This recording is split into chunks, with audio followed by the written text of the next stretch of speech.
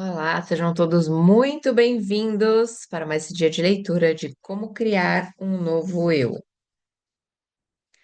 Livro do Dr. Joe Dispenza. Estamos finalizando aí a parte 2 do livro para chegar para uma parte prática de meditação.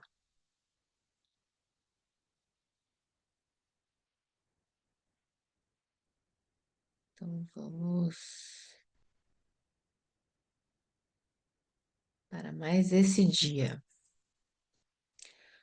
Contemple uma expressão nova e superior do seu ser.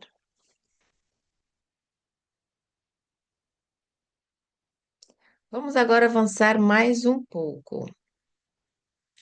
Depois de nos familiarizarmos com o antigo ser, ao ponto de nenhum pensamento, comportamento ou sentimento nos fazer cair inconscientemente nos padrões anteriores, concordará que é boa ideia começarmos a familiarizarmos com um novo ser. Poderá então perguntar: que expressão superior de mim próprio gostaria de ser? Se ativar o seu lobo frontal e contemplar esses aspectos do ser, o seu cérebro começa a funcionar de maneira diferente do seu ser anterior. À medida que o lobo frontal, o CEO, reflete sobre a questão, observa o panorama do resto do cérebro e combina todo o conhecimento e experiência aí armazenados num novo modelo de pensamento, ajudando a criar uma representação para nos começarmos a focar. Este processo de contemplação constrói novas redes neurológicas. À medida que ponderamos sobre a questão que colocamos, os neurônios começam a disparar e a ligarem-se segundo novas sequências, padrões e combinações, porque estamos a pensar de modo diferente. E sempre que obrigamos o cérebro a funcionar de modo diferente, estamos a mudar a mente. À medida que planeamos as nossas ações, ou à medida que planejamos as nossas ações, especulamos sobre novas possibilidades, concebemos novas, concebemos formas inovadoras de ser e sonhamos com novos estados mentais e físicos. Chegará o momento em que o lobo frontal se liga e baixa o volume do grande trio. Quando isso acontece, os pensamentos presentes tornam-se uma experiência interna. Instalamos novo software e hardware no sistema nervoso e vamos ter a sensação de que a experiência do nosso novo ser já se realizou no cérebro. Se repetirmos diariamente esse processo, o nosso ideal torna-se um estado mental familiar. Há aqui mais uma questão. Se prestarmos a devida atenção ao pensamento em que estamos focados, ao ponto de ele se tornar literalmente uma experiência, o produto final que daí resulta é uma emoção. Uma vez criada essa emoção, começamos a sentir-nos como o nosso novo ideal. E esse novo sentimento torna-se familiar. Lembre-se de que, quando o corpo começa a responder como se a experiência já existisse na presente realidade, estamos a enviar sinais de maneiras diferentes aos genes. E o corpo sofre uma transformação, antes ainda de o acontecimento ocorrer fisicamente na nossa vida. Ficamos à frente do tempo e, mais importante, passamos para um estado de ser, ou seja, a mente e o corpo estão a funcionar em conjunto. Se repetirmos constantemente este processo, esse estado de ser acaba também ele por se tornar familiar.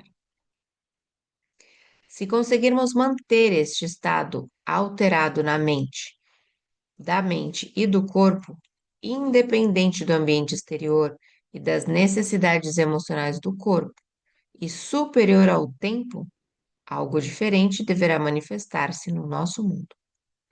É essa a lei quântica. Vamos fazer um resumo.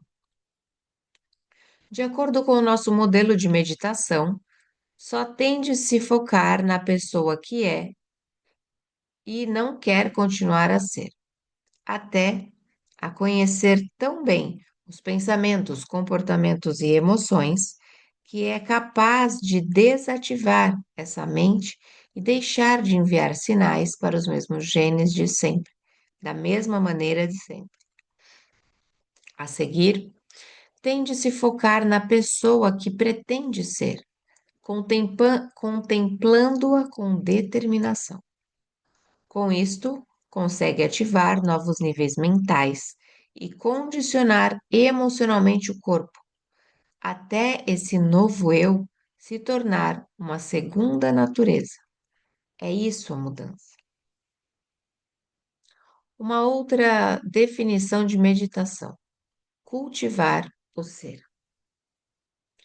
Para além do significado em tibetano, meditar em sânscrito significa cultivar o ser. Gosto particularmente das possibilidades metafóricas que essa definição permite, como, por exemplo, a jardinagem ou a agricultura.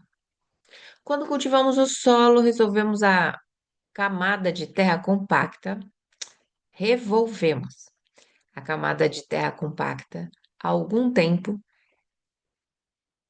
em, em pouso com uma enxada ou outra alfaia qualquer.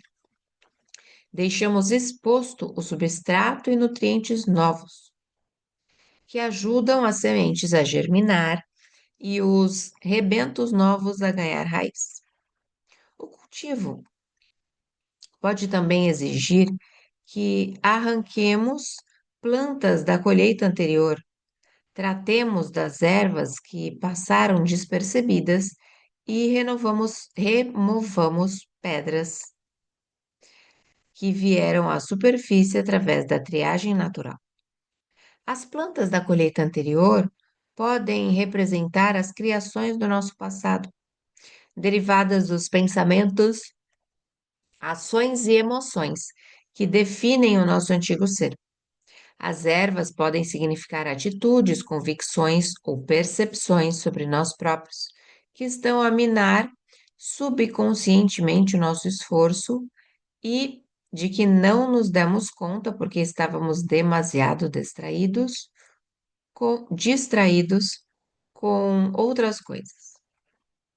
E as pedras podem simbolizar as muitas camadas de bloqueios e limitações pessoais, que vêm naturalmente à superfície com o tempo e bloqueiam o nosso crescimento. Tudo isso precisa ser tratado para podermos plantar uma horta nova na mente. De outra forma, se plantássemos uma horta ou uma cultura nova, sem a devida preparação do terreno, ela daria poucos frutos. A minha esperança é que neste momento já compreenda que é impossível criar qualquer futuro novo quando está arraigado ao passado. Tem de limpar os vestígios da horta, da mente, antes de poder cultivar um novo ser, plantando as sementes dos novos pensamentos, comportamentos e emoções que criam uma vida nova. Outra coisa essencial é garantir que nada acontece por acaso. Não estamos a falar de plantas silvestres cujas sementes se espalham ao acaso e só uma porcentagem ínfima dá fruto. Pelo contrário, cultivar exige decisões conscientes. Quando cavar a terra, quando plantar, plantar, que plantas se dão bem juntas, a quantidade de água, de fertilizantes e por aí adiante. O planejamento e a preparação são essenciais para o sucesso da iniciativa que exige a nossa atenção plena diária. Da mesma forma, quando falamos de alguém que cultiva um interesse por um determinado assunto, queremos dizer que pesquisou minuciosamente essa área. E uma pessoa culta é alguém que escolheu cuidadosamente aquilo que queria aprender e que adquiriu um amplo conhecimento e experiência. Mais uma vez, nada disso se faz por capricho e muito pouco é deixado ao acaso. Quando cultivamos uma coisa, procuramos assumir o controle. Tal é necessário quando modificamos qualquer parte do nosso ser. Uma vez de, aliás, em vez de deixarmos que as coisas evoluam naturalmente, intervimos e damos passos conscientes para reduzir as probabilidades de insucesso. O objeto por detrás de todo este esforço é colher frutos. Quando cultivamos uma nova personalidade através da meditação, a colheita abundante que procuramos criar é uma nova realidade. Criar uma nova mente é como cultivar uma horta. As manifestações que produz a partir da horta, da sua mente, vão ser como as colheitas nascidas da terra. Amanhas bem. O processo meditativo para a mudança. Passar do inconsciente ao consciente.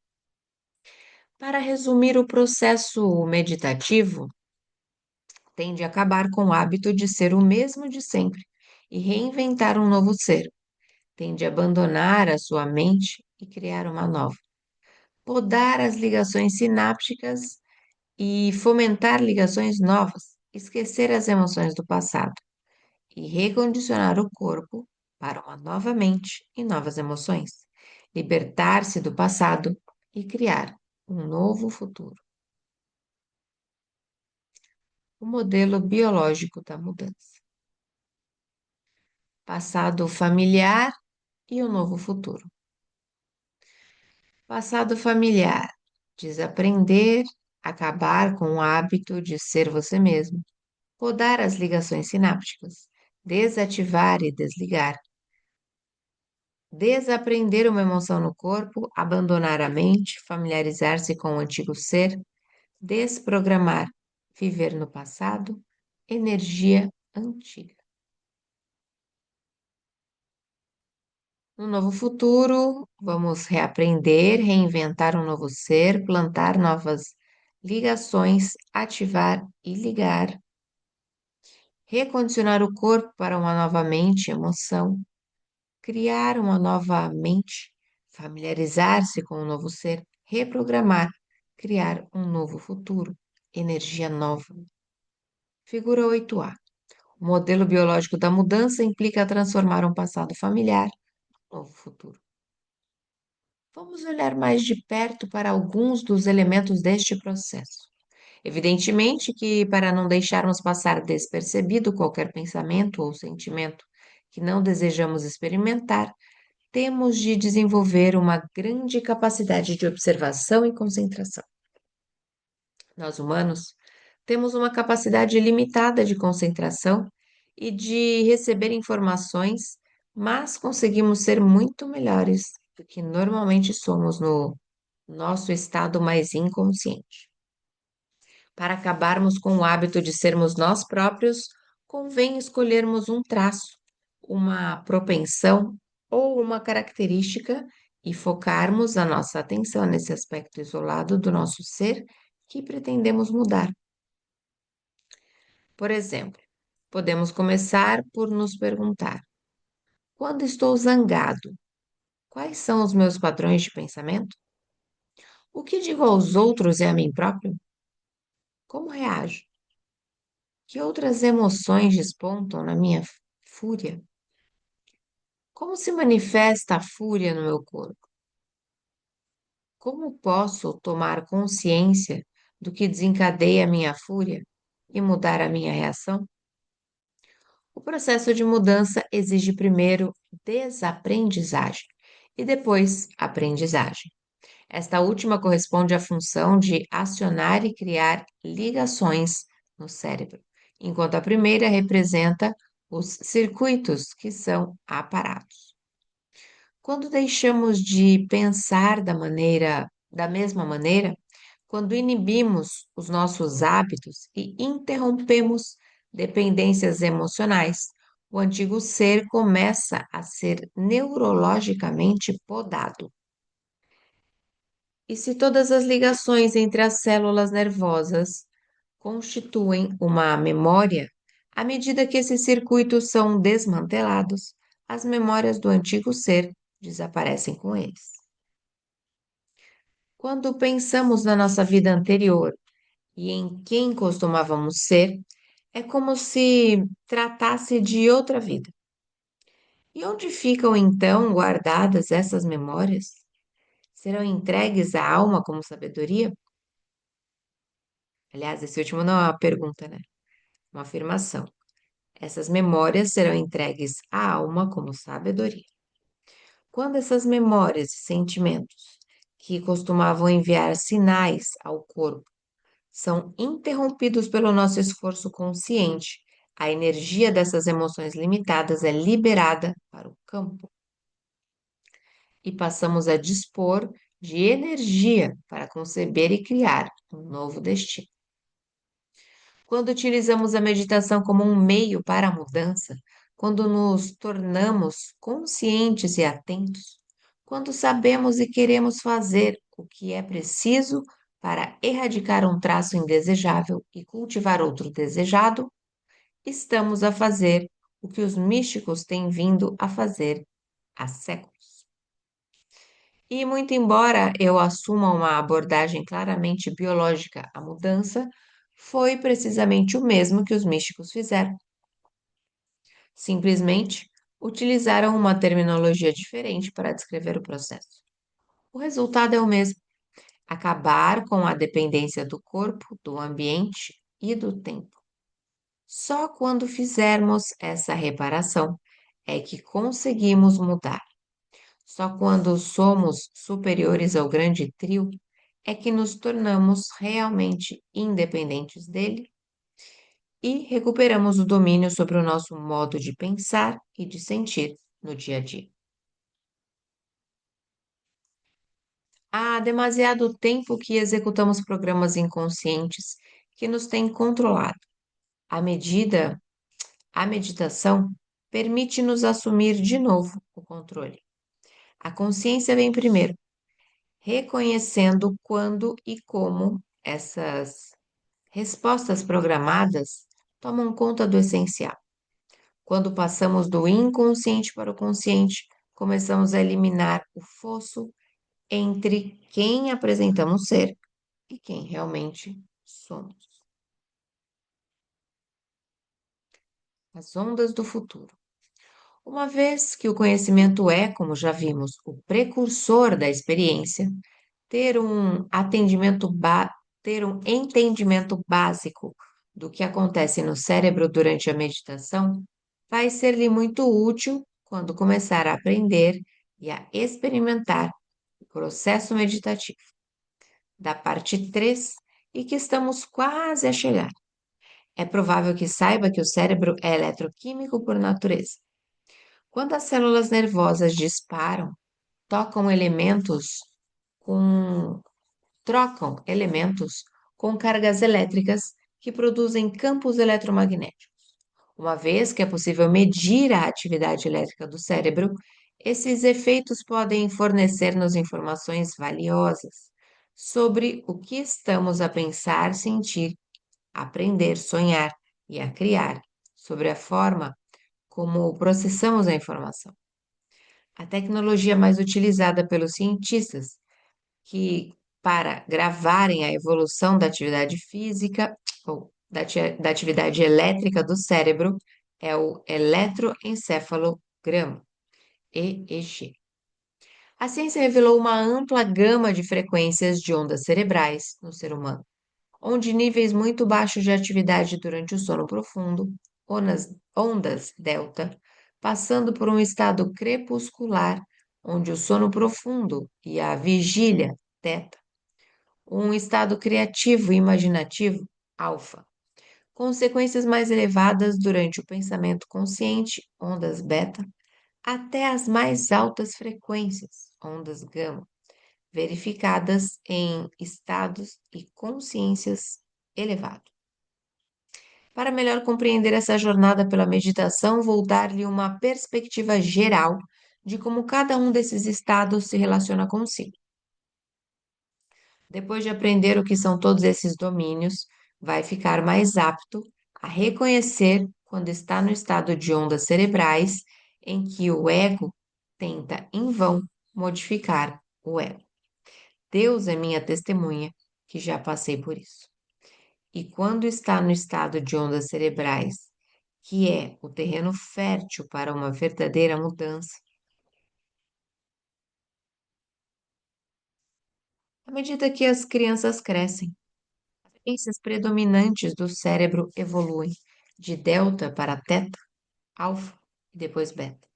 A nossa tarefa na meditação é voltarmos a ser crianças, passando de beta para alfa, teta e, para os adeptos do misticismo, delta.